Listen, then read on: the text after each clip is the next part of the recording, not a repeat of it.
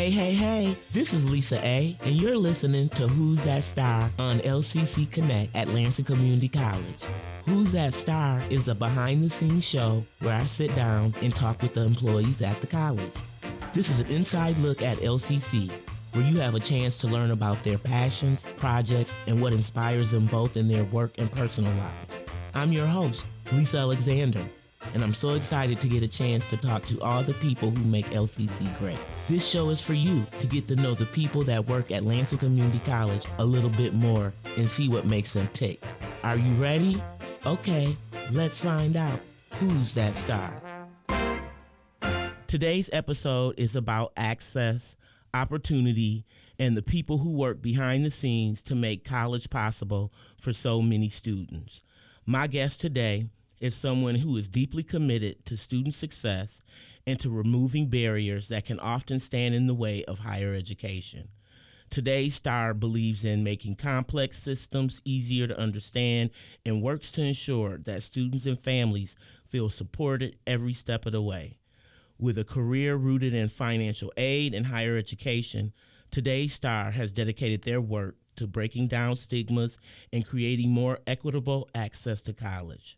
Through leadership, collaboration, and a strong belief in transparency, they continue to make a meaningful impact on students and the broader college community. Along the way, today's star has held leadership roles across higher education and state-level organizations, supporting financial aid programs, leading student services, and helping institutions work more effectively together. Each experience strengthened their commitment to helping students not just access college, but successfully navigate it. Education has also played an important role in today's star's journey. Earning a Bachelor's of Science in Business with a focus on public relations from Ferris State University, and a Master's of Business Administration and Leadership Studies from Baker College, a foundation that continues to shape how they lead and serve today. At Lansing Community College, today's star lead with purpose, passion, and a deep belief in the power of education to change lives. So, are you guys ready to meet today's star? Drum roll, please. Today's star is Shannon Donovan.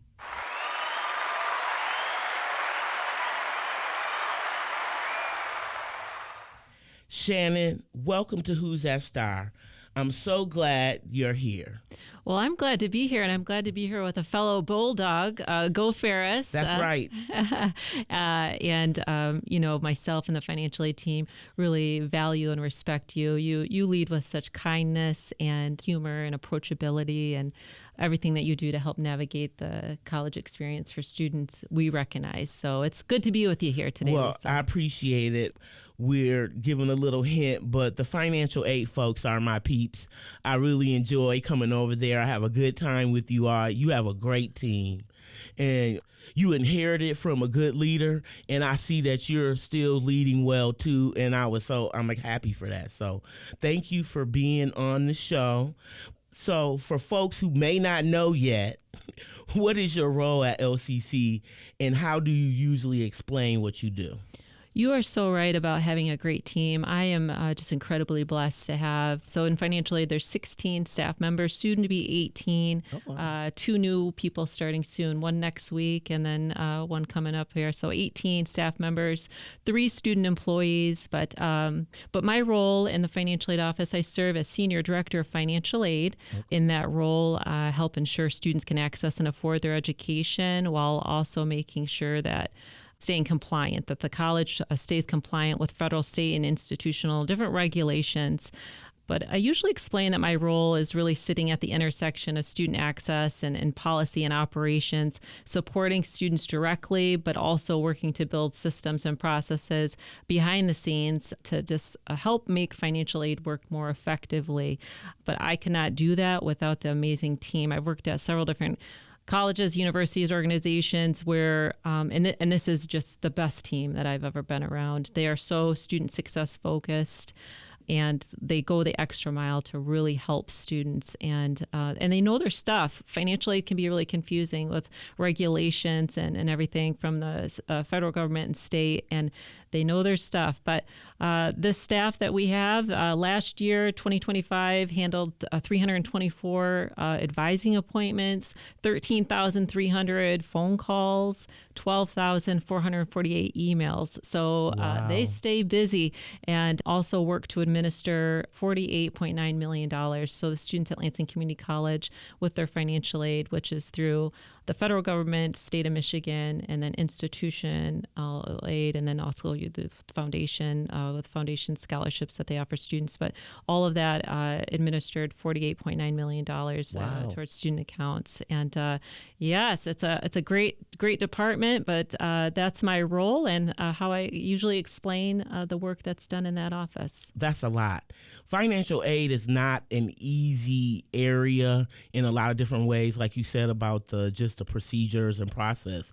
But money is a difficult, circumstance. Like people can get upset, not understand why they don't get certain things. So it's not an easy job to do, but it's one that's really like valuable, and it does allow people access to an education. But listening to you talk about what you do, you can just kind of hear like your values really come through. So that brings me to my next question. What values guide how you show up at work and in life? The values would really be integrity and a strong commitment to doing what's right for students. Just always doing what's in their best interest, because students are at the heart of everything that we do in financial aid. You are so right that it is complex and it can be very emotionally charged. Money's a very personal thing. And so really need to lead with compassion and understanding. I do value collaboration. I believe that the best outcomes come from bringing people together. And so collaborating with other departments is really important to me. In 2025, Financial Aid collaborated with 11 different areas where we had different sessions and meetings where we could see how the departments could work more closely together. And we've continued that this year in 2026, and we'll continue that collaborative work. A value, though, that's really important to me is from Ted Lasso. Have you ever watched Ted Lasso? I've heard Apple of TV. it, yeah. It's a great show, but just curiosity over judgment is a theme in Ted Lasso, and I just love that, and that's a value that helps guide how I show up to work in life. Is that taking time to understand situations before reacting and going with curiosity over judgment. Oh, wow. I've never heard of that. I've heard of the name, but I've never really, because I don't have Apple TV, but I never really paid attention to that. But that's good. Curiosity over Judgment. So Okay. sometimes people are so quick to judge someone or a situation, and I think it's important of the value of just being curious instead. So instead of judging something or someone or a situation, coming from a place of curiosity where you want to learn more to help you. And that approach, I feel like, helps with challenges to become more solutions-focused mindset. Well, yeah, I like that, though. Curiosity over judgment. Because I know sometimes as I'm getting older, I think I just sometimes will go to judging, like you should do this, you should do that. And instead of like, I can reframe that, be curious about why someone wants to do something like, and then you can get more information versus just shutting down somebody with a judgment statement or something like that. So thank you for that. I love that. I'll use that.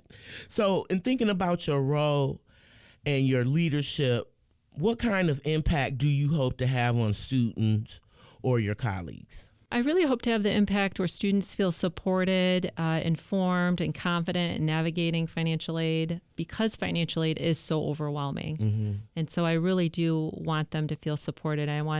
For colleagues, I really hope to create a culture where people feel trusted and encouraged and comfortable sharing ideas. And overall, I would say that, Lisa, that the impact is just to help them feel seen. I feel like everyone wants to feel seen, and so the impact is. But then ultimately, in terms of my position, just really seeking to leave systems and processes stronger than they were when I started here, and making a lasting impact to have financial aid be more approachable and easier to understand. Yeah, because that's financial aid is difficult in the sense of like, oh, Pell Grants, loans, all these different scholarships. And, I have to discuss it. I'm not an expert and I don't try to, and I definitely refer to your department, but you have to have a little bit of idea, and it's still complex for me and I have to deal with it. So I appreciate how you came into this position. You led, but you let people do what they did expertly, right? Like, you didn't come in changing up a whole bunch of stuff, not that I could see, and you made the area still inviting. So people could come in there, because I used to go over there and crash and do everything. I was like, oh, they're going to have a new director. They're probably not going to let me come over there. But I have been so welcomed over there, and I love the environment. Like I said, I love your staff, but I also like your ideologies and the things that you want to do to help keep everybody together, work together, and then make the student feel supported. So I definitely, Shannon, appreciate that. I'm glad you are who you are, and when you came into this position, because I know for me as an outsider, I was worried. So. Well, I'm glad you are who you are, Lisa, and you make our office and an environment a better place too. So yeah, because on the low, people don't know this, but financial aid throws down, okay? And they have all the best parties. They have the best, like, potlucks. And I always seem to get an invitation. So they are always going to be my people, and I'm always going to be supportive of them. But let's kind of shift gears a little bit, and let's talk about some things personal, about you. What's something you love learning about or geeking out on? Well, I really love learning about people. And I get that from my father. So growing up, we'd go to a restaurant and my father would say to the waitress, so how long have you worked there? What is your favorite part about this job? What do you find most challenging about being a waitress? He'd ask all these questions, and sometimes people would kind of feel like, okay, like annoyed or something, right. Like, okay. But then some people too, it's just, they could tell that my father really wanted to learn about them. Mm-hmm. And it goes back to the whole thing about feeling seen and yes. stuff too. And so something that I love learning about is just learning about people. And so I carry that same trait. And I'm very genuine in the fact that I truly do want to learn about people, because when you learn about people, you learn about so many other things too. I mean, you learn about their different hobbies, or the things that they're struggling with, or mm-hmm. the things that their successes, their wins. It opens up the door to so much other things that you can learn about when you just learn about people as people. Right. And you write about being seen. Like, a lot of people want to be seen, and sometimes life just makes it where people are in such a rush, they don't take the time just to ask, how are you, or what's going on. And so I like that about your daddy. I think that's a good thing. He did care about people, and that's a good thing to inherit, Well, what do you enjoy doing in your free time? Oh, well, in my free time, I really enjoy the outdoors. I love nature. I love visiting national parks. I went with some girlfriends a few years ago in one visit, to visit 8 national parks. We camped outside and hiked. And so visiting different national parks, hiking. I like thrifting. I get super excited going to thrift stores and finding good deals. These pants I'm wearing today were $3. No. Yeah, they were actually, so yesterday I went to thrifting, and tags. Yeah, I like to look at the tags of the colors. See how excited I get about thrifting? The tags yesterday, pink color was 75% off, green was 50% off. I was going crazy with finding different things. And so I got these pants yesterday. They're $3. I washed them. And they're cute. They're so comfortable, and just finding good deals thrifting. So I love thrifting. Love, of course, spending time with my family. I have an awesome supportive partner, and then we have 4 kids. Oh, wow. 2 of my kids, 2 bio, 2 step, and they're all very close in age. 2 are in college, 2 are in high school. Oh, wow. And so love spending time with my family.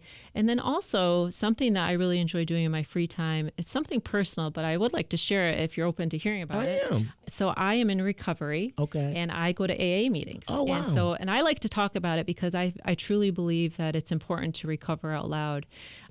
There's, sometimes there's this thought that alcoholic is a homeless person living under a bridge or something. Right. And that's just not how it always is.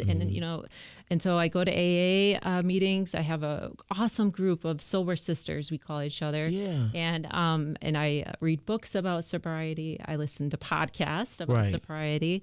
And I just love talking about my recovery journey. So I know that's an odd thing to say about something I like to do in my free time, but it inspires me and gives me life to talk about recovery. So that's another thing I like to do in my spare time too. Yeah, no, well, first I think it's brave, right, to talk about that, because people are always curious and they do want to judge, right? And so for you to be open to share that, one, that helps other people because it's okay.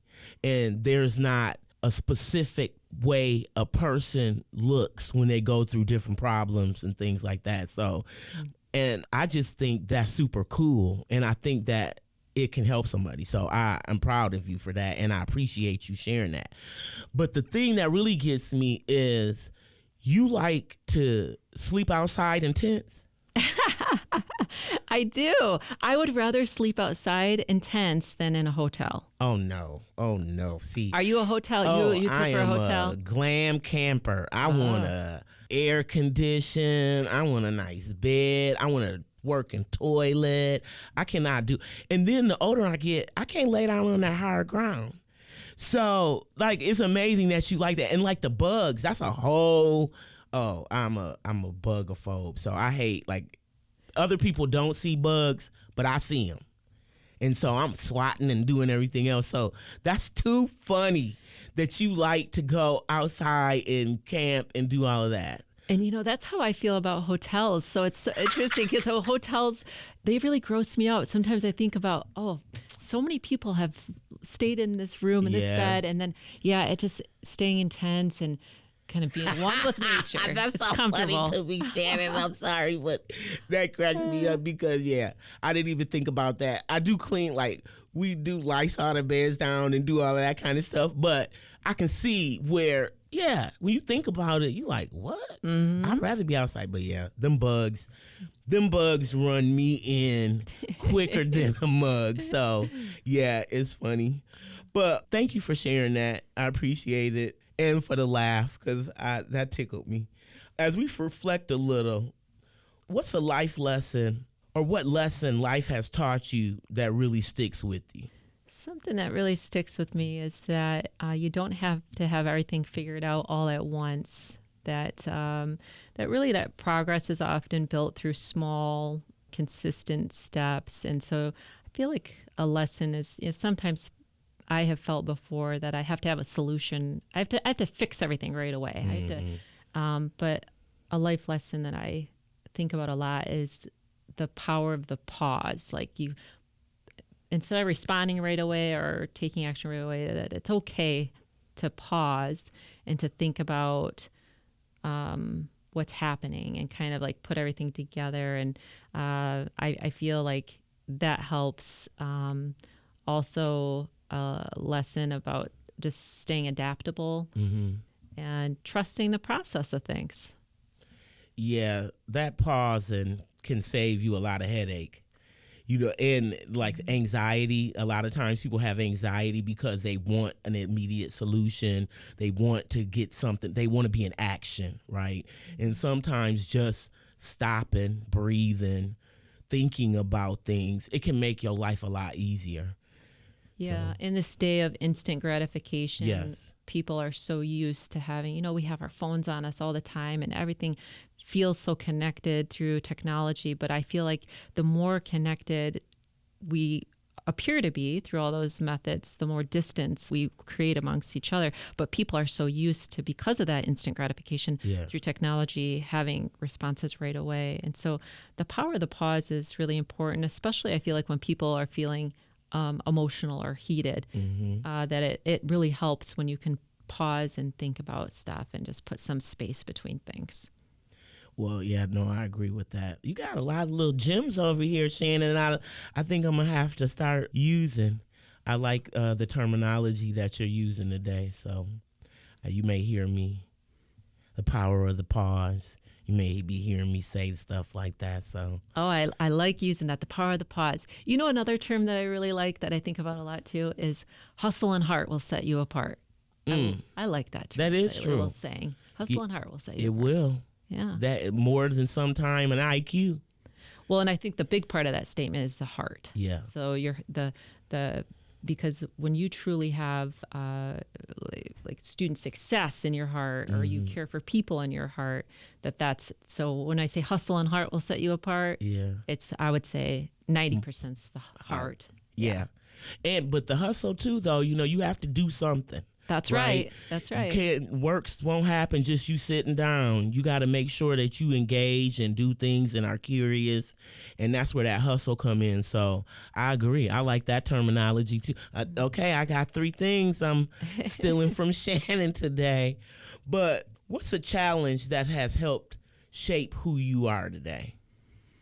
I mean, to go back to the sobriety thing, Lisa, I mean, that's a challenge that has shaped who I am. And to work-wise, the federal government is a consistent challenge that I'm facing. They're constantly changing their policies of things or putting out new things. And that's a challenge that has shaped me in terms of my financial aid world and mindset. And financial aid's so complicated, but because we have to follow all these policies and procedures and everything, sometimes it makes us seem like we are against helping the student. Like, for instance, satisfactory academic progress, SAP. A student falls in violation, they have to complete an appeal and do all these things, and it seems like we're putting a barrier and for the student when really it's not us, it's the federal government, and we have to follow those procedures and stuff. So the federal government in some of their policies and procedures, and I understand why we have to follow them, but sometimes that can be a challenge.